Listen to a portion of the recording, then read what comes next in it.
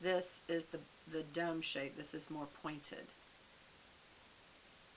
And I just like the more pointed to get in the crease. But you can also go into the crease with this and then buff it out. Either way, this is just my favorite. And I'm going to use the darker color in here, which is this kind of, it's almost like a brown, it's a dark brown, but it's like a burgundy dark brown.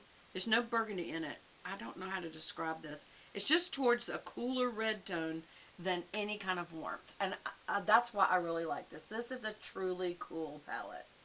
Do you see how that's cool? There is no red or orange in that. Staying in the crease, maybe letting it just go back and forth. And then I'm going to twist it, quarter turn it, and just come out in. All I'm doing is just what's left on the brush by twisting it is just making sure I use that up on this outer area because that's the darker area. And if you want to really darken it, you can put the point right there and do a little circle without lifting it like that. What did that do? It deposited more color right there. And then just blend it out by coming in. And again, just blend it out. And that just gives you some depth in your crease. There's a very big difference, especially when you use these darker colors.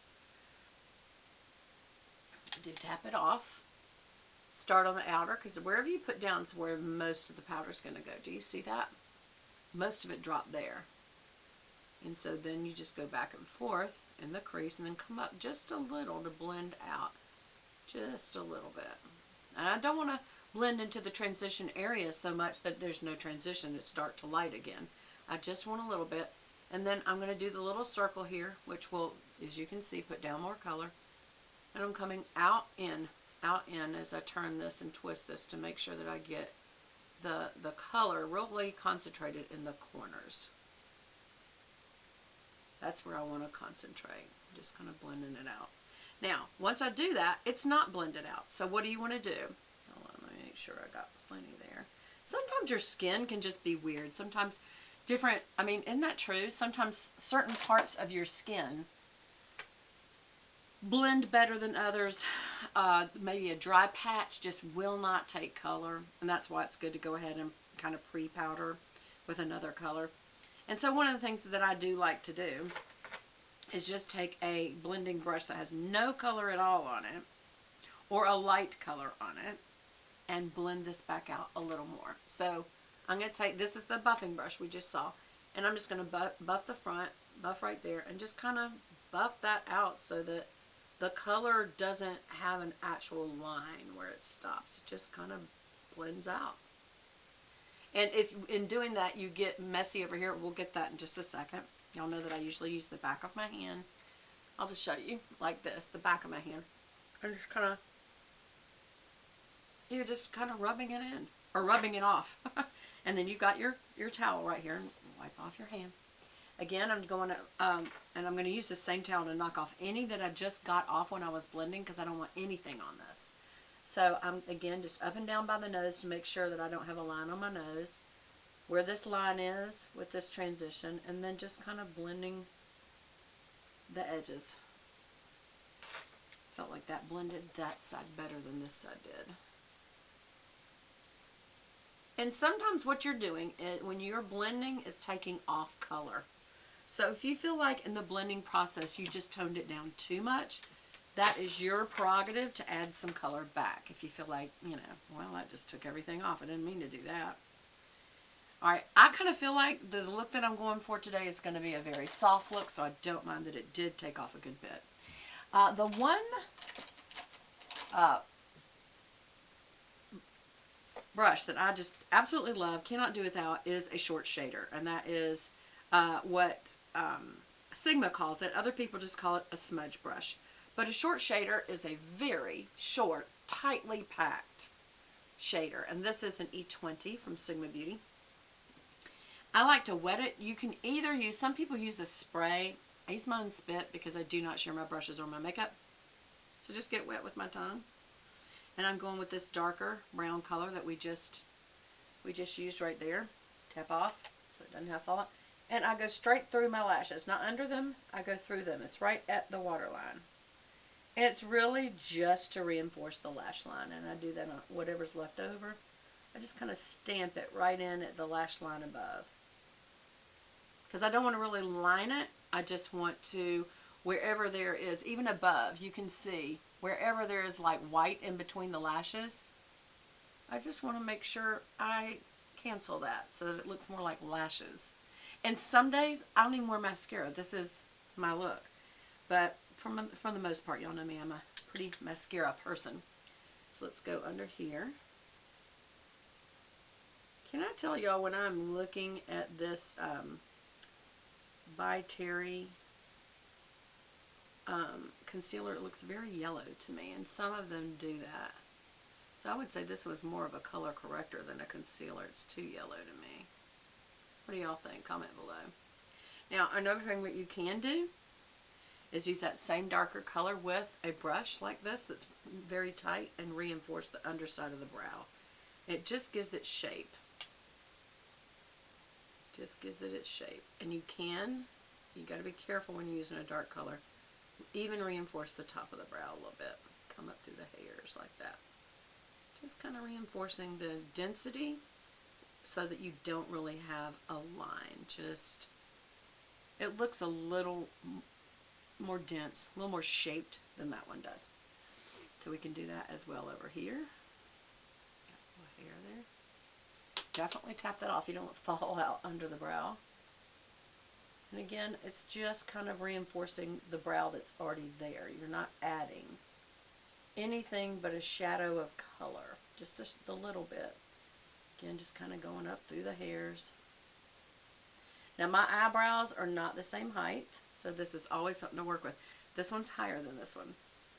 So I will wet it again to try to get a little bit more control over it. And I will even this up just a little bit. Just come up through there. Make sure these two are even as possible. And then go over and kind of reinforce the top just a little. Not too much. Because then all of a sudden you're evening out, and this thing, you know, you got a mess. Okay, and we did do both of the upper. Doesn't look like I got very good right there. There we go. There. Okay, so it's very subtle. I'm going to also make sure I blend real good right here in the front. It's very, very subtle.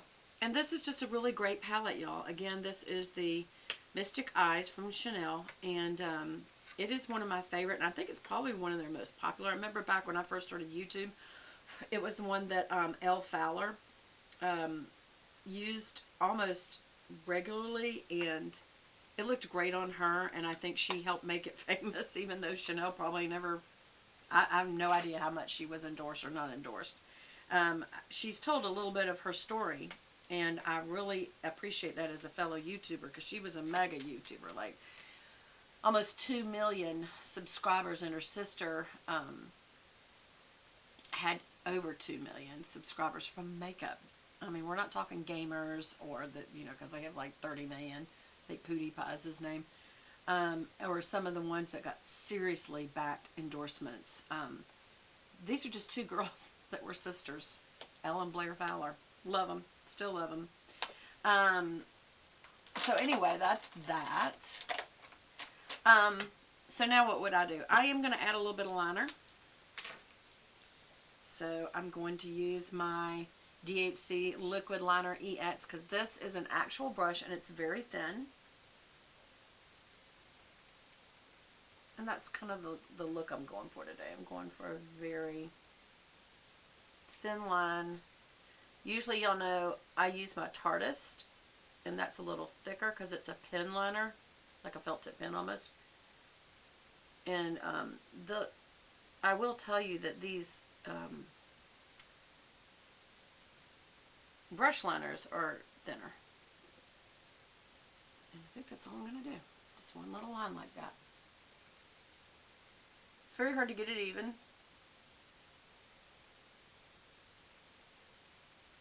Especially pull it, oh, did I do? Actually, it's pretty. They're so uneven. My eyes are so uneven, but that actually worked. Okay, I think. Here we go. And I'm just doing dashes, and I'll go right in front of that dash and come back to that dash. That's how I make a line. I never really try to make one big long line. Some people may be able to do that. I can't.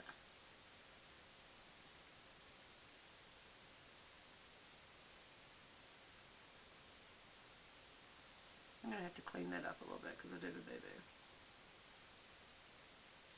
And this is where one of these little, that I was telling y'all about, these little guys are so good because I feel like that's too thick. And I'm going to just wean out some of it.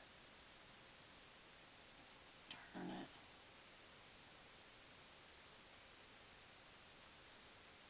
And I'm just going to get rid of some of it. So that means I may need to clean it up, which I do now. But that's okay. At least I got rid of where I had the boo-boo.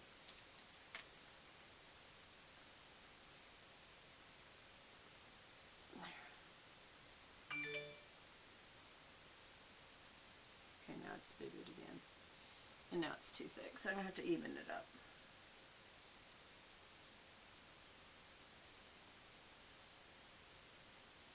There we go.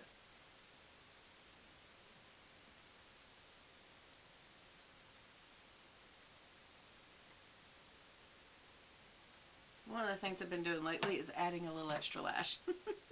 So instead of just like one line, I'll go right above it and either go slightly shorter or go below it and go slightly shorter and do one more even thinner line. So you're like, is that 2 lashes? I like to do that. That's just me. Alright, and then I have got the IT Cosmetics No Tug Waterproof Anti-Aging Liner. Y'all know that my favorite right now is the L'Oreal Infallible Matte, but I'm just going to use this because I grabbed it, and let's see if I still love it. Yep, I do.